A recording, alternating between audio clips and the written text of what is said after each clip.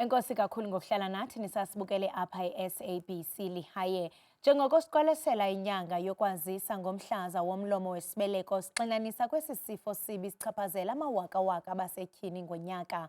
Umhlaza womlomo wesibeleko usengoyena nobangela uphambili wokusweleka okunxulumene nomhlaza phakathi kwabasetyhini kwihlabathi liphela. Namhlanje ke siza kuxoxa ngothintelo, iimpawu zokuqala, ukubaluleka kwe-pap smears okanye i-pap smears kunye nogonyo lwe-HPV, iindlela zonyango kunye nokuba uluntu lunokubaxhasa njani abo bachaphazelekayo. Okunye ke masithi ke mkweli ukuqaqambisa le miba ibalulekileyo naye ugqirha Buthelezi Zulu.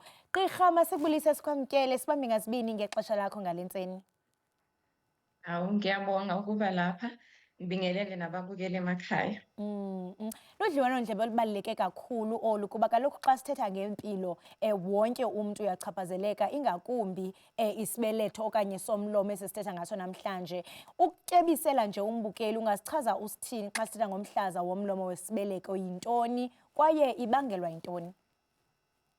Okay, so umdlavuza womlomo wesibeletho, umdlavuza ohlasela abantu besifazane. Esikhathini esiningi sijwayele ukusibona kubantu besifazane mase befika la ko-mid-30s kuya kuma-50s. Imbangela evamile ehamba phambili yokubangela umdlavuza womlomo wesibeletho, khona igciwane okuthiwa i-HPV, okuyi-human papilloma virus.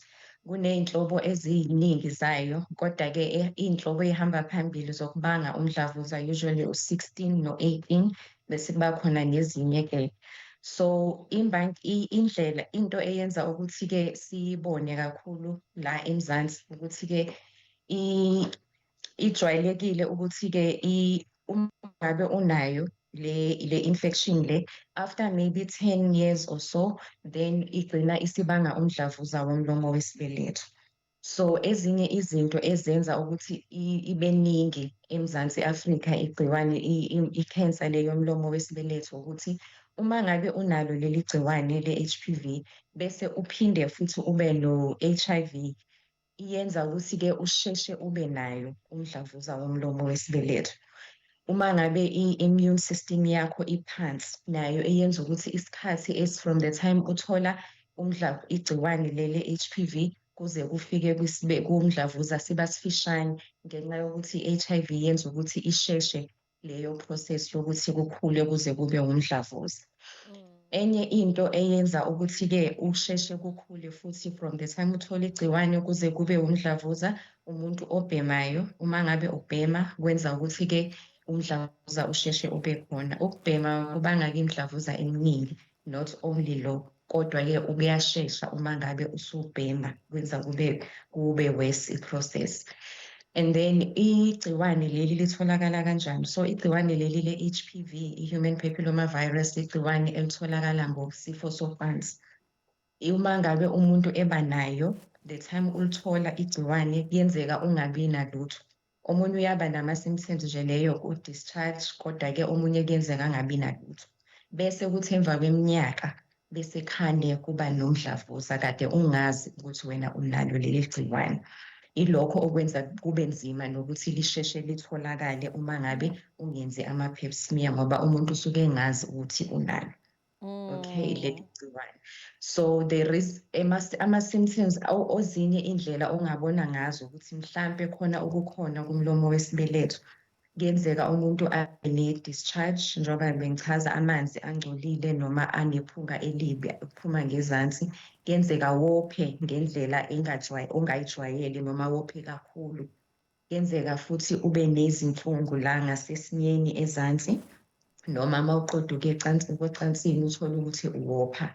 Uma ngabe isihambe kakhulu-ke umuntu engenzeka ehle emzimbeni ngenxa yokuba nomdlavuza, noma kuyenzeka mase inkulu kakhulu emzimbeni, kuyenzeka uthole ukuthi umthamo awusakhontroleki, noma unumber 2 uma uya endlini encane uyoyikhulula akusakhontroleki, sekuyayihambela. Ilapho uma usuhambe kakhulu usulimaze ezinye izitho zomzimba njengesinye nala isitholetha khona. Yeah. Uma ngabe usuqhube kakhulu emzimbeni-ke then uya kwezinye izitho zomzimba ezisekudeni. So ilezi ndlela umuntu angabona ngazo ukuthi khona ukukhona kwisibeletho, kodwa isikhathi esiningi uma saqala umuntu akaboni lutho. Gqirha, uvele nje wanikeza ingqokelela yonke, wacacisa malunga nee-symptoms, also umuntu angathi mhlawumbe azibone uba ngaba mhlawumbe uchatshazelwa sesi sibeleko okanye sesi sifo esichaphazeleka isibeleko. Ingaba mhlawumbe zintoni umuntu angathi azenze? Kuba into endiyiqaphelayo kule ncoko uyithethayo, Doc, kukuba le nto iyahlala emzimbeni izifihle, iyovela mhlawumbe after 10 years. Kuthi ukuthi xa seyiqala ukungena emntwini akho nto izawubonakala after sekudlule iminyaka. Ngoku Doc, ingaba mhlawumbe zeziphi ii-check-ups umuntu angathi gqolo ukuzenza ngaphambi kokuba kuthiwe nantsi esi sifo siyabonakala? Uthethile phambili phaa nge-pap smears. Ndiyacela nje unabise, Doc. Okay, ngiyabonga umbuzo omuhle kakhulu loyo. So into ebaluleke kakhulu ukuvikela imdlavuza lo womlomo wesibeletho zimbili. Okokuqala ukuthi-ke khona i-program uhulumeni asiqalele yona yama-vaccination. So i-vaccination imjovo oyinikayo oyitholayo eyenza ukuthi uma kwenzeka umuntu aba-exposed kuleli gciwane lingamgulisi lingagcini selibanga umdlavuza. So indlela yokuqala leyo esivikela ngayo kakhulu ukuthi-ke umuntu angatholi imdlavuza, kodwa ngizophinde ngibuye kuyona. And then indlela enye esipreventa ngayo ile kade uyikhuluma yama-pap smears. So i-pap smear nje indlela yoku-check-a yokuhlola isibeletho. So masihlola isibeletho kuthathwa nje isampuli, no akusiyo isicubu, kuthathwa nje isampuli yama-cells lapho kumlomo wesibeletho bese aka-check-wa izinto ezimbili. Okokuqala siyakwazi ukuthi si-check-e yona i-HPV, le kade sixoxa ngayo ukuthi iyona ebanga kakhulu umdlavuza wesibeletho. So siyakwazi ukuthi si-check-e yona i-HPV. Umuntu uma sesibona ukuthi usenayo i-HPV, then sesiyazi ukuthi singa-treat-a kungakafiki nokuthi kube umdlavuza. Enye into esiyi-check-ayo masi-check-a i-pap smear, si-check-a-ke ama-cells wona womlomo wesibeletho ukuthi awakaqali yini ukwenza isandulela cancer noma sekuyi-cancer. So before kube umdlavuza khona ushintsho oluba khona olutshengisa ukuthi sekuzoba yi-cancer, bese-ke siyakwazi ukulapha kungakafiki. Nalokho indlela esizayo kakhulu ukwenza i-pap smear ngoba ngaleso sikhathi umuntu usuke engenama-symptoms nhlobo, kodwa siyakwazi ukubona ukuthi khona ushintsho oluselukhona olungaba yingozi. Then uma ngabe-ke sekusibona ukuthi sekuyi-cancer, then-ke siyakwazi-ke ukuqala sikulaphe as well. Ngaleso sikhathi uma itholakale nge-pap smear ungakabi nama-symptoms, then uma ngabe i-pap smear abnormal bayakuthumelela kodokotela-ke bethatha isicubu si-confirm-e ukuthi i-cancer yini. So leyo ndlela iyasiza ukuthi-ke siyakwazi ukuyilapha ingakanabi emzimbeni, ingakagulisi ngoba umdlavuza uma utholakala usase-early uyakwazi ukuthi ulapheke ukuthi uphele. So lokho kusiza kakhulu, ilokho kumqoka kakhulu ngokuthi senze ama-pap smear. Enye indlela futhi esingayivikela ngayo ukuthi-ke umuntu angabi nomdlavuza wesibeletho, ukuyivikela kwizinto ezikufaka engozini yokuthi uthole yona i-HPV. Njengokuthi njengoba ngishilo ukuthi-ke isifo esithathelana ngokocansi, uma ngabe umuntu eba nama-partners amaningi, lokho kukufaka engozini ngoba uzi-expose more ukuthi-ke uthole i-HPV. Umuntu ongena kuma-activities ocansi esasemncane ngeminyaka, nalokho futhi kubafaka engozini. So uku-abstain-a and being safe nalokho kuyakusiza kakhulu ukuthi-ke u-prevent ukuthi ungayigcini emva kweminyaka usuyithola usunomdlavuza. Doc, ukhankanyile apha indaba yokuthi kuba khona i-vaccine oye uyifumane ukuthintela lo mhlaza. Kuneentetha eziye zithethwe ngabantu malunga nokufumana le vaccine. Mhlawumbi abanye abantu bathi hayi, uyabona ukufumana le vaccine mhlawumbe kuzawudala into yokubana umuntu angakwazi uzala, kube khona i-infertility. Nakubeni ke ezintetho wena Doc zizinto mhlawumbe singatsho into yokubana aziqinisekwanga okanye aziqinisekiswanga ngoososayensi kodwa ziyathethwa phandle apha, ungatyebisa ulwazi lombukeli uthini malunga nezintetha zithethwayo on the ground? Also kwindaba ye-pap smears, mhlawumbe njengoba usitsho into yokubana le nto okanye lo mhlaza ufumaneka through i-sexual intercourse, ingaba mhlawumbe umntwana oyintombazana osakhulayo noba uphaa kwiminyaka yo-18 ozothi yena useyintombi nto uyakwazi into yokubana ahambele ayotshekha? Okay, so lokhu kokuqala kwe-vaccine, so i-vaccine it's safe, i-safe ukuthi-ke abantwana bangayisebenzisa. Si-target-a abantwana before beqale ama-sexual activities ngoba-ke sifuna umuntu ayithole engakabi exposed kuyona i-HPV. So izingane lapha from grade 5 abathagethwayo between 9 and 15 years uyakwazi ukuthi athole i-vaccine. I-vaccine ayi-affect inzalo yakho, ayi-affect ukuthi-ke mhlampe emva kweminyaka ngeke ukwazi ukuba ney'ngane, cha. I-vaccine esihloliwe kabanzi, so siyazi ukuthi into e-safe ukuthi singanika abantwana futhi iyabasiza. Sikhumbule futhi ukuthi i-HPV ayibangeli kuphela imdlavuza womlomo wesibeletho, kodwa also inembangela inembangela ekubangeleni i-cancer ye-anus lapha ngemuva la isithoyiletha ngakhona, iyabanga futhi i-cancer yala emlomeni mawuyale kumphimbo wakho, iyabanga lokhu. Nakubantu besilisa futhi iyimbangela ye-cancer, ye-penile cancer as well. So ukunika umntwana i-vaccine kuyamsiza kakhulu, kuyamvikela. Abanye baba ne-fear yokuthi mayenika umntwana i-vaccine kushuthi ukuthi usengakhuleka ayimbanganele kwi-sexual activities, but cha, akusho lokho, ukumvikela umntwana. Njengoba uma ngabe umntwana mayisakhula eyafona imigomo yakhe, nayo leyo ungayithatha njengemigomo yomntwana ukumvikela kwizifo ezaziyo ukuthi-ke emva kweminyaka ingambangela ukugula kakhulu. So akusinto umuntu akumele ayisabe, kodwa uyibone njengendlela yokuvikela ingane yakho. Yebo, usifo esithathelana ngokocansi, kodwa-ke akusho ukuthi-ke umuntu uyithola uma ngabe inama-partners amaningi. Yebo, it's a risk factor abantu uma bebaningi, kodwa noma umuntu eyedwa but you happen to get leyo infection, then uba sengozini as well. So into akumele community iyamukele ngokuthi iyasiza kakhulu. Okay, and then okwesibili ububuze ngokuthi umntwana osayintombi nto uyadinga yini ukuyokwenza i-pap smear. Cha, umntwana usontombazane esaseyintombi nto ayidingi ukwenza i-pap smear. I-pap smear siyenzela uku-check-a i-HPV uma ngabe umuntu esicabanga ukuthi useke waba exposed. So uma ngabe usuwazi ukuthi awusiyona intombi nto, usuqalile ukuhlangana nomuntu wesilisa, then ungathi-ke emva ama-guidelines athi after 30, umuntu uma esena-30 years, and then uyaqala ukwenza ama-pap smear. But from the time umuntu aba-infected ne-HPV kuze kube yi-cancer, kuthatha a few years, sometimes 10 years, kodwa ma une-HIV kuba shorter.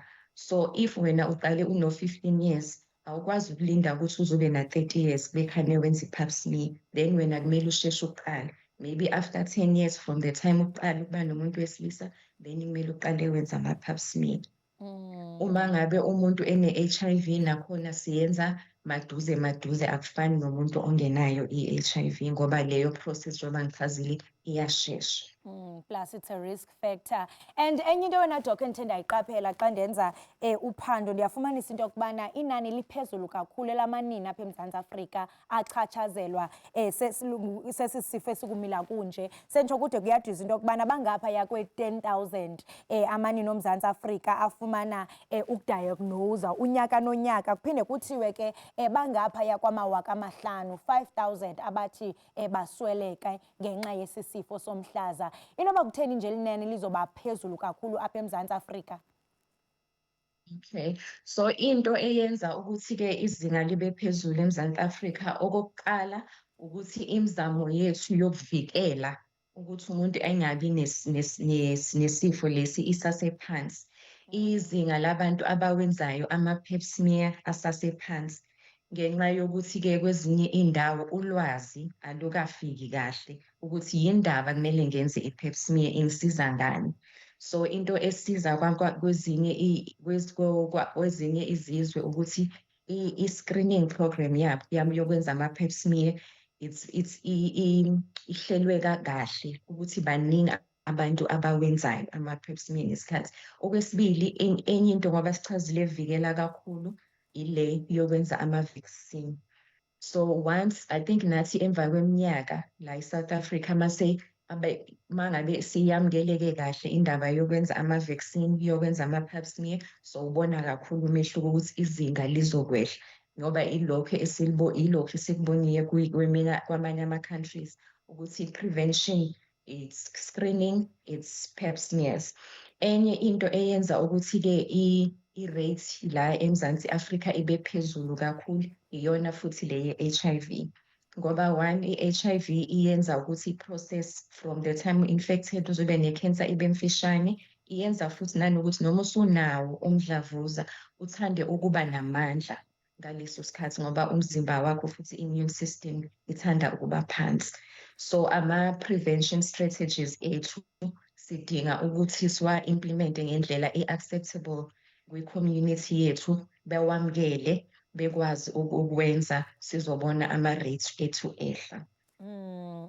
Enye yezinto esifuna ukuyiqaphela kuba kaloku inkxaso I think eyona nto ingamandla Doc ukuze abe lo muntu ochatshazeleyo azive esemandleni. Amanye amanina abaneentloni, ufumanisa into yokubana umntu urhuqa iinyawo xa kufuneke aye kwi-screening. Ufumanisa into yokubana enye yezinto ezambambelela ingakumbi xa sizawujonga amanina asezilalini, umntu uzawucinga ii-cultural beliefs okanye ngendlela azojengwa ngayo njengoba usitsho into yokubana ifumaneka through ucantsi. Umntu acinga into yokubana yho uzawutyabekwa kuthi hayi wena uhamba ulala, that's why unesi sifo. Siluluntu singabakhuthaza njani abantu into yokubana bathi gqolo baye kwi-screening kwaye mhlawumbe ii-partners kwakunye namadoda ne-community nje at large ingasapota njani amanina abazawuthi bachatshazelwe kulo mhlaza womlomo wesibeleko? Okay. No, indlela esingasaphotha ngayo ukuthi-ke education, ukufundisa abantu kakhulu ngomdlavuza womlomo wesibeletho. Ilokho okungasiza kakhulu. Ngicabanga futhi ukuthi masingathagetha ama-community leaders ethu kwi-community abazokwazi ukuthi noma bona bekhuluma nabantu babo bekhulume ngendlela ezoyamukeleka abazokwazi ukuyi-understand-a. So uku-involve ama-community leaders ethu siba-educate ngomdlavuza kuzosiza kakhulu. Enye into eyenze ukuthi umuntu esabe nokuthi ayo-check-a ukuthi ubona ukuthi-ke mhlampe makuthiwe-ke nginomdlavuza kushuthi impilo yami isiphelile nje, ayikho into engisazosizakala ngayo ukuthi cha, noma ngabe ukhona umdlavuza masuwuthole ngesikhathi zikhona indlela ongasizakala ngazo ukuthi-ke ulapheke usizakale. And then yebo kutholakala ngesifo socansi isikhathi esiningi i-H_P_V le, kodwa-ke zikhona indlela zokuthi-ke abantu ubafundise be-understand-e ngoba-ke uma ngabe umuntu enesifo socansi ngaleso sikhathi esithola, angithi-ke usuke engazi naye. So mas-educate abantu about safe sex practices, nalokho kuzosiza si-educate about abantwana aba-teenagers ethi abasebancane ukuthi bengasheshi ukuya kule stage lesi, belinde bebe ungabi nama-multiple partners, nalokho kuzosiza but just educating about it kuzosiza kakhulu. Nanokuthi i-pap smear akusiyo into ebuhlungu, i-procedure e-very simple eyenziwa nje nawusister eklinikhi, uyakwazi ukwenza quickly, uscreen-e uphindele ekhaya. So that uma ngabe kukhona okukhona sisheshe sikuthole. So akusinto okumele uyisabe ukuthi-ke uyokwenza i-pap smear kuba yinto enjani. It's just uncomfortable kancane kodwa akusinto ebuhlungu okumele uyifiyere, okumele uyisabe. So I think uma ngabe singafundisa kakhulu i-community ethu, sithagethe nabantwana ey'koleni kuma-high school, sibafundise ukuthi kubaluleke kangani ukuyigcina, ukuyilonda nokuthi-ke ube safe and just ukufundisa about umdlavuza ukuthi akusinto okumele uzenye ngayo. Gqirha, masibambe ngazibini ngokusityebisela ulwazi olubaluleke kangaka, ingakumbi xa sizawuphawula le nyanga apha ngenene sixhobisa ulwazi eluntwini, ingakumbi kumanina. Ndiyathemba into yokubana ikhwelo lityala, inina elithe labe kanti live olu dliwanondlebe lizawusukuma lilwe ngempilo yalo. Enkosi kakhulu, benosuku olumnandi.